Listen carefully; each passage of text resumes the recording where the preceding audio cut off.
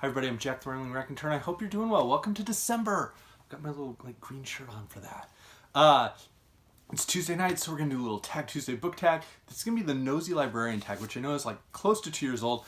Apparently the original video from Strip Cover Lit may not exist. I saw it this week on Hillary at Melted Books, who is a trained librarian, and her video was really, really funny. I'm gonna link it below.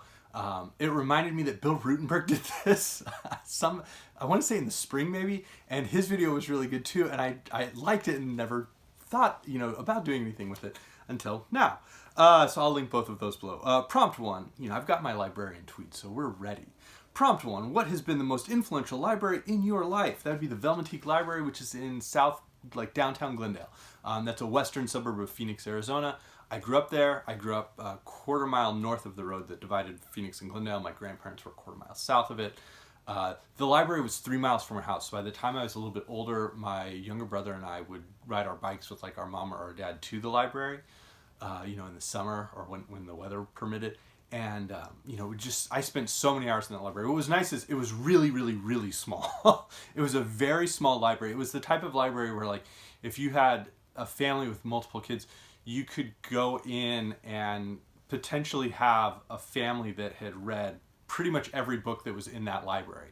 But it was great because as a kid, I never got lost in it. I read so many books in there. I remember thinking the children's shelves were really cool because they were all low. And as I grew taller, you went to the chapter books and then eventually up to where, the Bailey School Kids and Louis Sacker and Beverly Cleary, Julie Blume, all of those writers had, those books.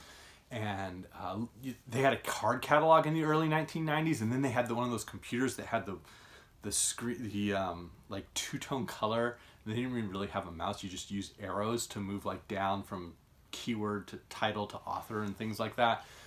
So it was just a great library. Spent a lot of time there. In a sense, I learned to read from so many of the books at that library.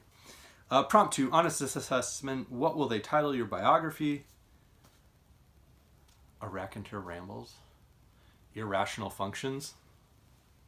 Irrational Functions. There we go. In high school, maybe it would have been A Poet of the Lanes from, my track days. That would actually work for my wife because she was a great bowler in Chicago. So she was a Poet of the Lanes as well. Prompt 3, story from your life that you most hope your librarian never finds out. Well, I would suppose that would be playing hide and seek on the upper floors of the library at my university and college.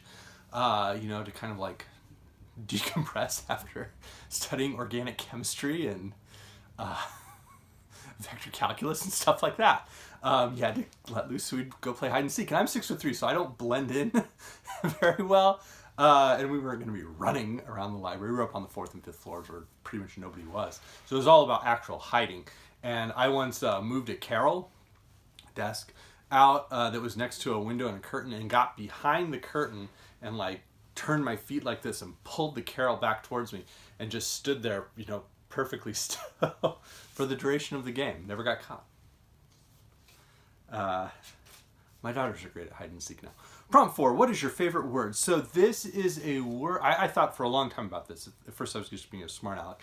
And I thought a little more legitimately about this. And there's a word from Hebrew called hesed. I'm not sure if that's the pronunciation. It's in Hosea 2:19, and then it's quoted there. It's also in Hosea 6:6, and then quoted in Matthew 9:13. And it's translated sometimes as compassion, sometimes as mercy, sometimes as loving kindness. And what I like about it is it's not really mercy, because mercy implies this sense of superiority between two people within the relationship. And compassion kind of denotes that, but this idea of loving kindness where it's this equality and this equivalence within the love. And this idea that, mercy is not necessarily always a kind thing, because it can create that sense of inferiority for a person. Whereas with real love, the greatest dignity, you take away a person's dignity when there's that type of inferiority. With real deep love, love actually can give a person dignity no matter what that person's circumstances are. And I just think maybe that's something I try to motivate my actions and thoughts towards. And hopefully many of us are doing that. Prompt 5, the weird, irrational functions. There you go. Prompt 5. 3 weird things of which you are afraid and one way which you would prefer not to die. Who wants to die? But the 2 things I could think of that are kind of weird. One would be dental tools. I do a lot of hiking. I have told a story about like stomping 21 scorpions one time when I was in college. I'm not really afraid of like snakes or spiders. I don't like those critters, but I don't walk around like out, fearing them all the time. Intriguingly enough, as humans age, fears of things like the dark decrease, but fears of snakes actually increases. Weird, like, detail for everyone. Former biology teacher. But one thing that is like a strange experience that unnerved me when it actually happened, and it involves the library, is it was at my college university library. And if you've, down in the basement, they had compact shelving. I don't know if you've ever seen that, but compact shelving is where there's not, normally you have all the shelves and you have like these aisles where you can pass and peruse either of the shelves on either side. In compact shelving, they have all these shelves and then they compress all of them together. And at least in our university library, they were electronic. And so you could go up and you would go up to where the open aisle was and you would press like a button that moves that shelf over. And then you go and you could get or you would go to the one you wanted and you would press the arrow to open it, and it would move one shelf at a time to open that one area. And it was totally pitch dark except for the one aisle that's open has lights running down it that are on. Very unnerving to go down there the very first time. So compact shelving. I totally get it. It was also weird. Prompt 6, your favorite book as a grade schooler. I've talked about how much I love Watership Down by Richard Adams. I think I've talked at some point about how I probably read The Great Escape by Paul Brickhill, which is the nonfiction account that the famous Great Escape movie is like based on. They changed a bunch of like the names of real life people, they compressed characters.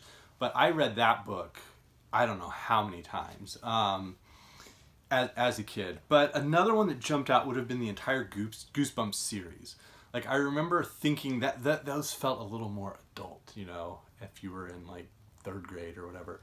And the haunted mask with the girl who gets the mask that like melts to her face, that one was probably the single most unnerving. A very strange book.